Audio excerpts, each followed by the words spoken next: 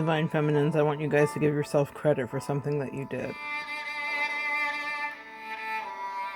You decided to take it down. That shrine, the way that you had encapsulated something and made it into a crystalline bubble of perfection. Mirror in the sky, what is love? What I'm talking about that you did that was powerful was that you walked away. And you walked away because it was the right thing for you. Because it was the right season of your life. You walked away because you were suffocating. You know, the thing that's interesting in relationships is we lose touch with a partner and then we forget that we are not just mirror in the sky. What is love? But that we are in fact mirroring each other. The same feelings that your DM or partner, husband, wife had, if there was issues in the relationship, will be the same ones you had, but they just showed up in a different way.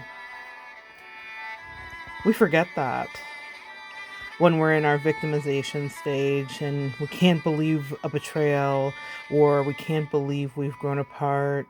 It's bittersweet. But the flip side of that, my sweet divine feminines, is that you called in a thing. See, we lead. We lead. And I know that before it shows up in the physical, it is manifested in the spiritual, in the ethers. It's accessed in your Akashic records and it's pulled down so that you can transmute a thing that no longer works for you. I know in my case, that was true. But I was scared of those changes because I had built my life around them. But time made us older, didn't it? The children got older and I got older too. And I decided I didn't want to live in a crystalline bubble enshrined, created by a con artist who spun webs. And maybe, divine feminine, neither did you. And that's okay. Recovery is possible. Narcissistic recovery is possible. But give yourself credit, my sweet ladies and gentlemen, for loving yourself enough to endure the landslide. It's not easy to go on that ride, but we did. And so this is not sad. This is about honoring the fact that the relationship didn't work for you. And that's what brought it down. We blamed a lot of externals, right? But the truth is that the landslide came down because those hills were covered with snow. It was cold. Ice cold on both sides of the head, on both sides of the bed, on both sides. There was dread. It feels good to let a landslide, a natural thing, a natural occurrence when the earth shakes something up so it can all be released. It feels good to exist and know that the landslide came down, but it didn't crush you because you took part in manifesting that exit. And that's what I wanted to chat with you guys about today. I'm going to keep this one pretty quick, but what I will say is in my journey, the truth is that I was unhappy for a long time. I was deeply unhappy for a long time and deeply, deeply, deeply dissatisfied. But it wasn't until I started to do the work of loving myself and taking care of myself and standing up for myself that I realized this is bullshit. This is not what I'm worth. This is not about the other person or being loyal. This is about being supremely and properly selfish. In 2021, a year of change, and a 5-year ruled by Leo, the mantra is I am. Leos are ultimately and divinely selfish. It is orchestrated by the universe that they navel gaze and they declare and they self-actuate. Some of our greatest actors and actresses are Leos, even in their shadow side. One that comes to mind, Kevin Spacey. Absolute creep, absolutely brilliant. There's a dichotomy. It exists in us all, a duality. And that's what was exposed in your relationship, duality. Except, my divine feminines, because we didn't necessarily do the wrong thing, we got to sit back and point our fingers and say, how could they? But we didn't tell about our betrayal, did we? And I'm not talking about infidelity or any of the things that may have been done to you. The betrayal you made to yourself every day you woke up and you swallowed your anxiety down and prayed that you wouldn't be triggered by toxic behavior from your karmic or whatever partner. The betrayal that you were comfortable, the betrayal that you knew about the breadcrumbing and that you were okay with it, the betrayal that you were just so proud of everything they did, the way you betrayed yourself when you enabled their behavior and your own codependency. I mean, divine feminine. You know, when we talk real talk, right? We have to take it very seriously because, see, I was not allowed to exist in hypocrisy, even though I did not share that with my partner. I realized when things went belly up, as they will always go with con artists and narcissists, that I was suppressing myself, allowing myself to be submerged in an emotional landslide of manipulation and cold snow, and my own manipulation and cold snow. I was ice cold to myself. Being loved feels wonderful. The warmth of love and expression and creativity also ruled by Leo. We got all the good stuff. I'm not going to say we didn't. We did. Romance, children, creativity, family, loyalty, expansion. What is life without these things? And that's why I say we were lying to ourselves, because we had a life without those things.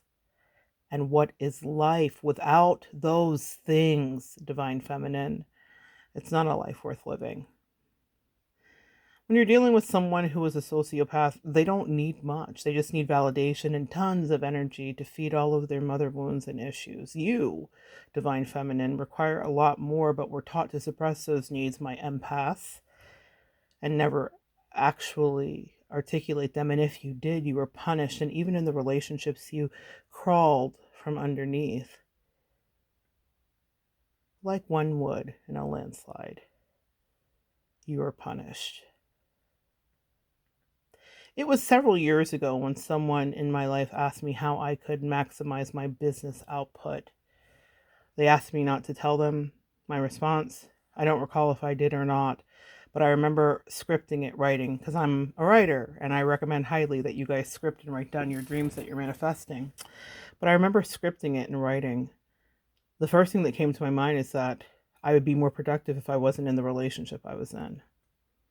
It's crazy. If I didn't have the friendship, if I didn't have to care for the bestie, my complicated entanglement, I would be more productive. That was years ago. 3, maybe 4. I have the date somewhere written down on that piece of paper. That was the first thing that came to my mind. I was shocked.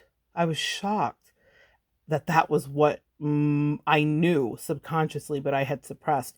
It was like I was waiting for someone, anyone, to ask me how I felt about my relationship, because I was just existing in it and being there. And not even because the person wanted me to be, just because I was loyal beyond a fault. Can you relate, empath?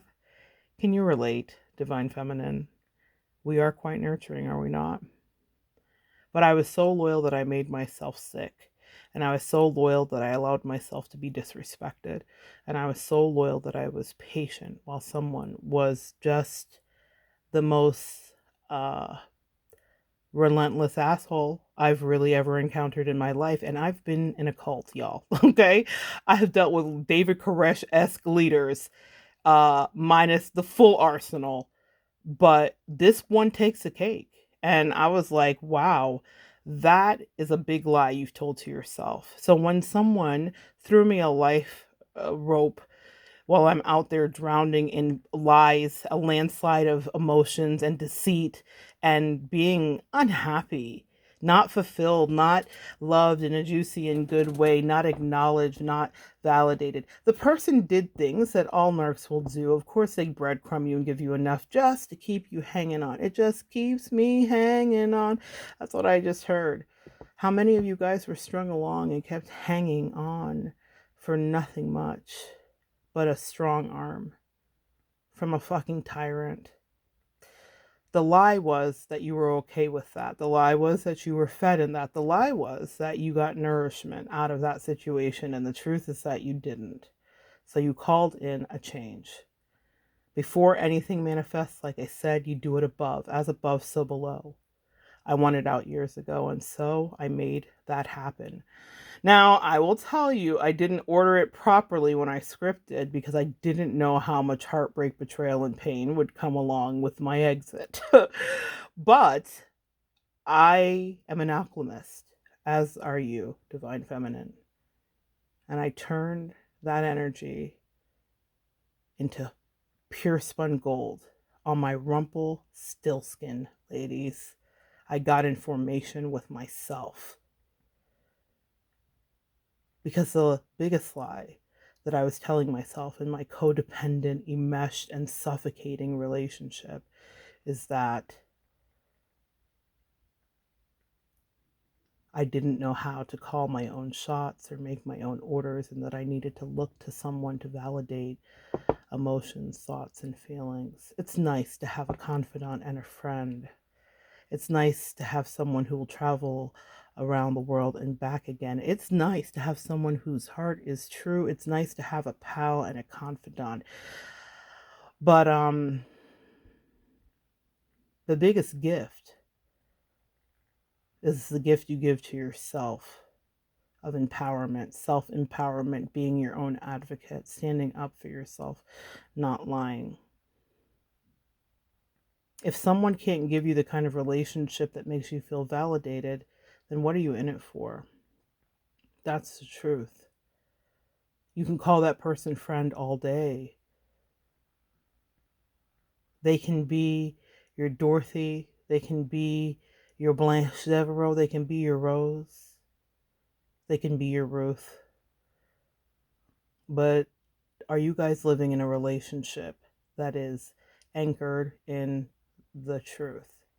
So, the lies that we tell ourselves, guys, I want you to take credit for the fact that you ended your relationship, because I know for a fact in mine, had I not walked away, she would have gotten away with that as long as she would have wanted to, or until she wanted to discard me, because narcissists do that. And she certainly was priming the new supply for discard. But because I am, unfortunately, old hat at this narc dynamic, I abandoned ship before the mutiny. It caused a landslide in a lot of people's lives. And that's what we're afraid of. And that's the truth. That's not a lie. That if we leave and if we go, oh my God, oh no, what will happen to them? Who gives? Exactly. I've got not one to give. I gave so many. How many drops of your soul and spirit did you invest? How much of your life did you give up? You gave the best. Don't look back. Run away. You have other stuff to do. You have no time to play. The landslide brought it down, but it was meant to be that way. Divine Feminines, it's okay that you were not satisfied. I think that it would be something that would maybe injure their pride if they knew that. And I did, because I was dealing with a masculine energy, even though she shows up in a woman's body. Visibility matters. I say that a lot, guys, because visibility matters, because people in the LGBTQIA community need to be seen, because trans lives matters and Black lives matter. So I talk about my experience as all of the things that make you a minority in this country. I probably check off the list of 5 to 6. Okay. I'm very comfortable in my minority status and I embrace it. But the reason I say that is it was still masculine energy. And we try to protect their pride, don't we? We both weren't happy. Everything happened exactly as it should. She got to be in a relationship that suited her better, and I got to improve. And I know that seems lame, right? It's like, well, oh, you got to improve, but she got a relationship. And for some of you guys, that's triggering. For me, it wasn't. I was like, I know how to make friends because I'm not a sociopath. I actually felt like she had to be where she was at. I was like, yeah, you two are perfect for each other, a malignant and a covert narc. And not in a mean way. Like, I'm actually kind of happy for her. Like, because I actually cared about her. She did not share those feelings for me. So I definitely got that it was something that would be important to really work on releasing. I made another video tonight where I was like, I didn't know what I was dealing with. It's so funny. My mom always had a way, if I would be upset about something happening, and she'd say, move on. So and so has moved on, or the situation is over in your life and they've moved on with their life, or your job's moved on, or whatever, right? West Indian mom, stoic, trying to keep me very grounded. And I remember in the beginning last year when I talked to her and I was like, I just don't understand. And I was beside myself. She was like, this girl's already been moved on with her life. You need to relax, like you're grown, like relax. My mom was just couldn't fathom and couldn't understand. And that's what I don't want to do with you guys, Divine Feminine. I do not want to diminish your pain. I had a lot of people tell me like, oh God, it's hard listening to this. And I had a lot of feedback. But the truth of the matter is we mourn as long as we mourn. I was just honest about it. Every one of us has been through this process. Everybody goes through this. Even your crazy narcs go through their own version of mourning, even though they have no emotions. They're just mad that they lost or got found out or the mask was removed. But everybody has their emotional process, guys. So do not rush yourself through your emotional process because you went through a freaking landslide, ladies. For those of you that are recovering from heartbreak or whatnot, or betrayal, or deceit, even if it was platonic or whatever, you went through a landslide. People sometimes don't even survive them. People's souls fragment and they split off and they devolve into their most cravenous addictions, or they commit suicide, or they get depressed, or they live in the matrix forever and never seek out real love that feels validating and refreshing and replenishing. You deserve that. And as my Leo self kicked in, I was like, what the hell am I doing? It was like someone shook me awake, ladies. And it happened years ago.